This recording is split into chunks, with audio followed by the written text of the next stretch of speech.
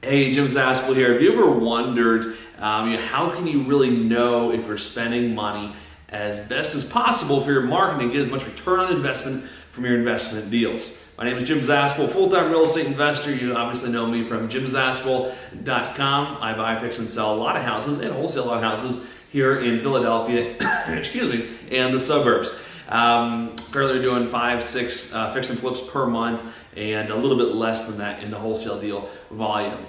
In terms of marketing, we're sending out about 9 to 10,000 mail pieces per month, and we spend about 10 grand a month in direct mail marketing and about 7 grand a month on online ads as well. And so we've done pretty good job at tracking our systems. And so what I want to do right now is just share with you some of the things that you'll want to track in your marketing, whether it's online or offline, to know if you're getting maximum return on investment for your marketing dollars. So here's a couple of things you want to track. Let's just talk direct mail for a second, because that's a pretty hefty, leverageable, pretty scalable marketing form, right? It's not necessarily the cheapest, it's a pain in the butt sometimes, but it's definitely worthwhile. So obviously this is really basic, but the one thing you want to track is your response rate per list per mail piece. So what I mean by that is, let's say that you're mailing to 3 different lists at the same time: divorce, probate, pre-foreclosure. Just 3 examples, right? And let's say you have a letter and 2 different postcards that you mail to each of those lists. So you get 3 mail pieces, 3 lists. That's 9 different phone numbers that you're going to want to have tracking so you can track your response rates. Okay, so you track your response rates, and then you also want to track your your conversion rate. So people who call in, how many actually have a house for sale? Okay, and from those, in between each of these steps, there's more that get more granular into. Just did training recently on that, as a matter of fact, and it was pretty kick butt. But anyway, so first off, your response rate. The reason why I do it, a different phone number for each list and each mail piece, is what if 95% of your calls come in that first mail piece, or 95 coming between the first and second, but almost none in the third. Maybe you can save that money in that third mail piece. You wouldn't know that if you didn't track it, right? There's other reasons for tracking as well. So knowing if your mail piece is effective, maybe you can change up that third one or drop it altogether.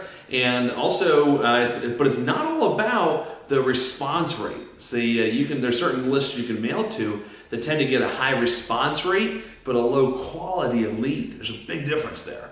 And so that's why it's important to know, what percentage of the calls that come in actually have a house for sale. Then you can reverse engineer some math and say, okay, great, so out of 1,000 letters that I send out, or 1,000 mail pieces to this list, how many calls am I going to get, and how many of those are going to have houses for sale? And once you build up some historical data there, then you can kind of reverse engineer that to predict your own income with your marketing. That's pretty sweet. And then, of course, as time goes on, you want to track and where do your source, identify where your deals come from. So Thursday, I have a marketing meeting with my off-market lead manager, and one of the things we're tracking is the reports. So I think we're mailing to like 11 different lists right now, and just a couple of different pieces. And we're tracking the reports for all that. So we're ordering another batch of marketing, the mail pieces and lists. And before we order more marketing lists and pieces, we want to see, how's this last stuff performing. Then we want to analyze all the deals that we did, review all the deals over the last 3 months since we ordered marketing last. And what we want to do is see what campaigns did each of those deals come from, right? Was it a divorce, probate, whatever it was, right? So there's a couple of things for tracking. LA Fitness says it best: what gets measured gets improved, and totally true. So direct mail is an awesome way to get leads coming into your business, but that's just one of a lot of different ways to generate leads in this business. So if you're looking for more ways to find deals out there, some free, some expensive, scalable direct mail, it's pretty expensive, but it's worth it. But if you're looking for either less expensive or free ways, or even expensive ways to do marketing, generate deals for your business, just click the link below, and what you can do is you can put your email address in and just get my training, 29 ways to find motivated sellers. Hope you benefit from that. It's going to be kick butt. It's pretty cool. So my gift to you, thank you so much, and I'll talk to you next time.